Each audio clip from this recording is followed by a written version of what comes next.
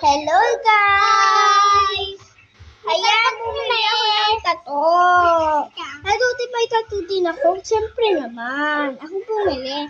Tapos may bracelet din kami. Ang dami! Tapos, pagkuha ko ng bracelet, may ganito din. Hindi pa naman ako bumili na ito. Okay lang yan. Yung tattoo? Ano ba? Tapos may kuromi na ayan, tingnan ko sa yung sa loob. Oo na. Ang dami. Ito. Kung gusto niyo ng tattoo, bumili lang kayo. Bumili ako kayo sa may Pilipinas kasi nasa Pilipinas kami. Oo na. Sa may bukid. Bukid na. Pila po. Nasa Pugit po kami na bahay. Tapos, may nakita pagpunta sa amin, may nakita kang tindahan na kulay green. Okay? Tapos, bibili ka doon, madaming laruan. Nakita mo yon. Tapos, kung nakita mo yon, bilhin nyo na. Kasi ayun yung saan ko nabili. Lahat yung mga 5 lang. 5 pesos lang.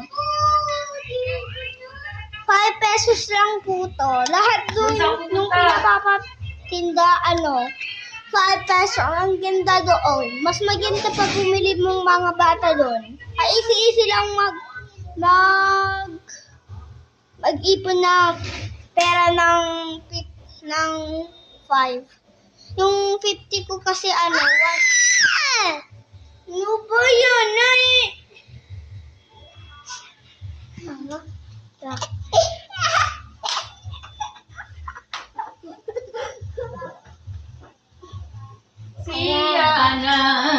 Ayun.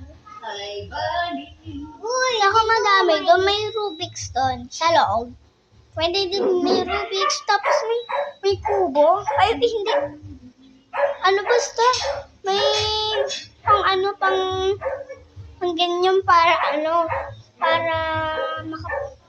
hindi kayo maulanan. Yes. Ayun saan namin ko nabili.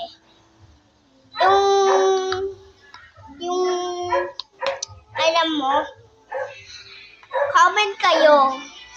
Sasabihin ko 10 plus minus Ikaw mo sa ulbo.